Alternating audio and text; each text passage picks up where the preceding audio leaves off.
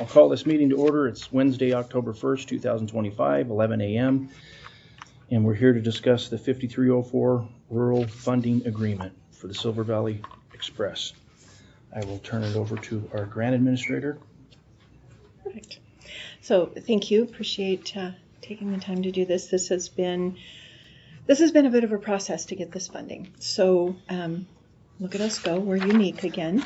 The state of Idaho has not ever given out the 5304 to rural, but because of what we did with Silver Express bringing it in and that we followed their guidance from both FTA and ITD to do a study on this before we go back out to figure out whether it is best to stay in-house or to have it contracted out. Shauna went to bat for us and has been going back and forth with FTA for quite some time because they're a pass-through from FTA is Federal Transit Administration. So they're the national authority that gives the funding to the state of Idaho to go out to the transportation services throughout the state of Idaho. And that's where we get the 5311 that we discussed this morning. Mm-hmm. So this is additional funding that is typically used in urbanized, but because of what we were doing and happened to catch our FTA representative at that meeting that day, and she had suggested it. So we went through the process. Shauna did a great job of making our case to FTA to allow that funding to be used for us to go ahead and do the study. So I had gone out and gotten the information from a couple different vendors that were recommended from Kootenai County. They have done a couple of these studies, much larger in-depth ones, and so I reached out to all of those. And that's where I put the application information into the state to receive this funding, so they knew what we were looking for. They did award the amount to the lowest bid that was done. I'm waiting for confirmation from them if they want me to redo that, because I did send them the bids, but they're fairly outdated. The contractors have been staying in touch, how's it going, any words, so they know that it's just kind of hanging out there open and have indicated that the price for that study will stay the same. So it's just been waiting to hear from the state for months. We did finally get this funding agreement in, and so when I get the thumbs up from the state that they are okay with the procurement that's already done and that I don't have to go out and do it again, then we can go ahead and proceed with getting those done. Both entities are ready to go. There's one in particular that this dollar amount matches their proposal. So once I know from the state what they want us to do, then I'll go ahead and proceed with noticing the vendors that's what the decision was. So, but for this one, there is, and I sent you kind of a summary of what it is. Again, this is a pass-through from Federal Transit. This is meant for planning. So there is a match, but we've got that covered through our other funding sources that we do the match for the 5311 with. It will be, there's no additional cost. It's already there and can be used, and it will not take away from the match for the 5311. Okay. So we're just going to use that for the same. The scope of work it has in there, and I'll just read it directly from the grant. The Shoshone County Silver Express System Assessment will develop a countywide recommendations for regional public transportation based on analysis of the existing network and its routes. Future recommendations will be based on system-wide spatial analysis of the transit orientation of the county, identifying transit markets and opportunities, and mapping existing and future potential public transportation assets. So that is taking a look at our routes. Is it optimized? What are we looking at for growth? Where is there opportunity to go up any of the gulches to change the route of what it is? And what are we looking at future-proofing this so that we're able to continue to have public transportation?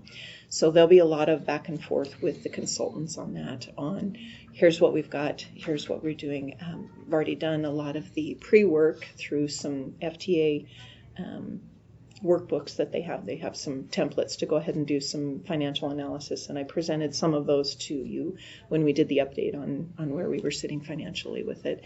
So I have those tools that we're doing in-house, which kept the cost of that down. So the grant is for $19,500 to do that assessment, and we'll have some very good data when we get done on marketing and be able to make an informed decision on keeping it in-house. Plus, we'll have a year's worth of financials that really paint the picture of what that looks like, whether we keep it in-house or go out to bid. And then we'll have appropriate information to go out to bid rather than we don't know what we want and we don't know what the market is. Right. And that was part of the problem of the need to bring it in-house, is that what we were being charged was substantially lower than the market. And so, Northwest Medical had the right to increase that because it was the market value. We had just been getting a really good deal from Charlie.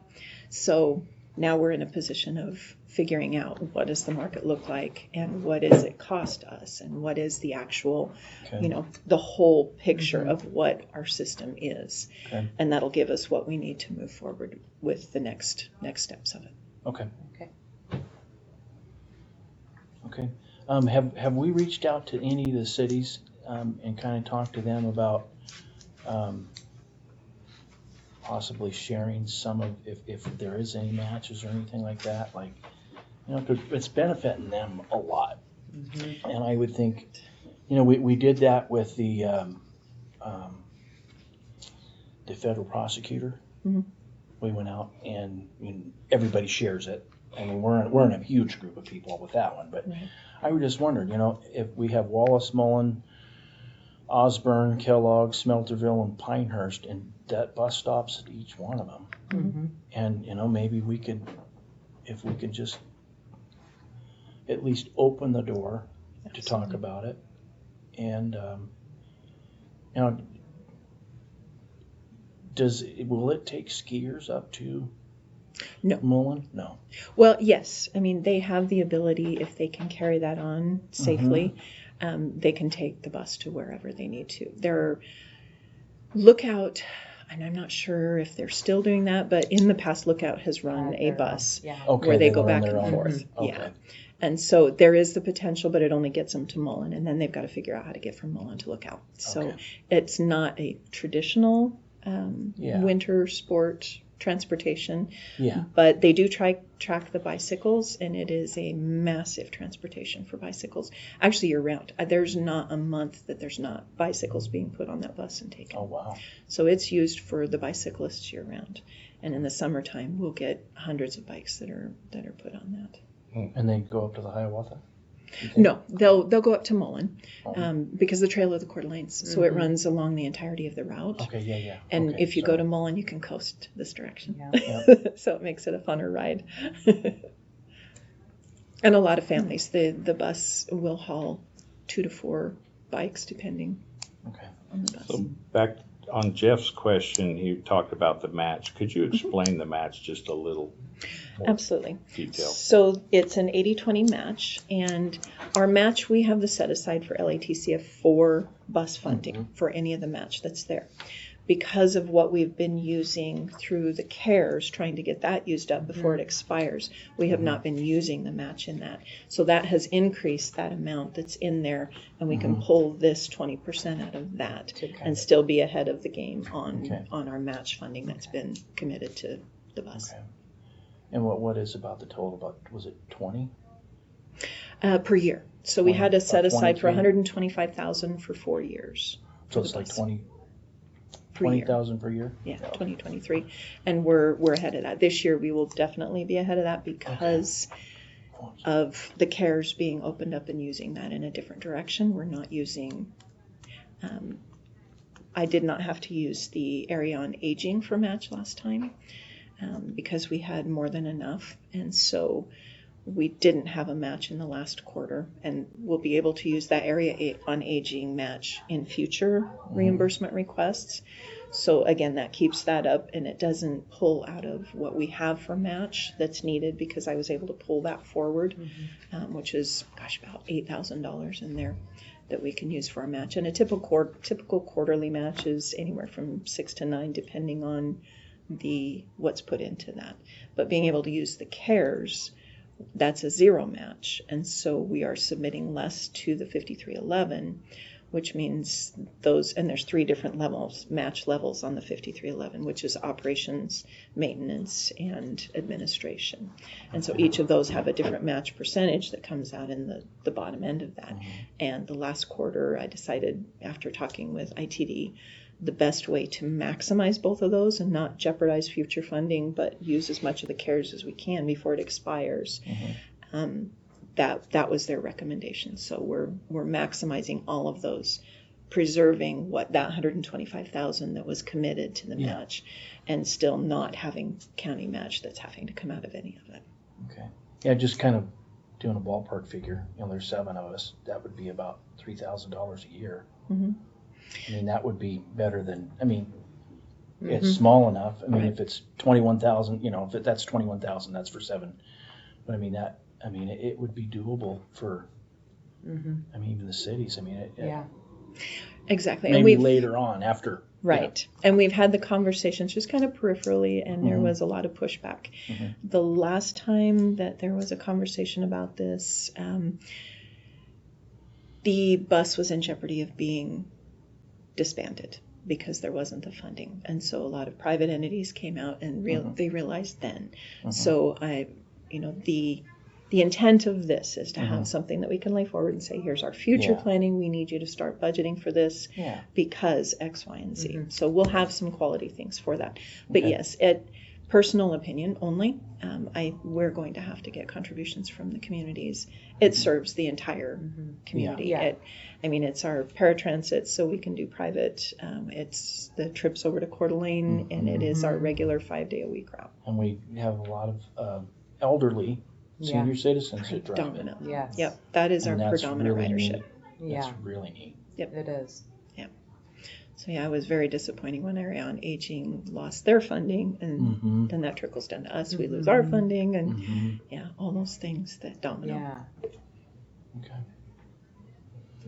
Did I answer your question, or was that just the long way around of No, I think I have a confusion? better understanding. Okay. Yep, absolutely. All right. So what you need from us today is To accept and sign the agreement, and then I can get that off to ITD. They will fully execute it and confirm the procurement, and we will notify the vendor of the award and run with it. okay. All right. I'd entertain a motion. I make a motion, we approve the 5304 rural funding agreement in the amount of $19,500 grant. I'll second that. All in favor? Aye. Aye. Okay. That's done. Public comment? No. Okay. There's nothing further. We're adjourned.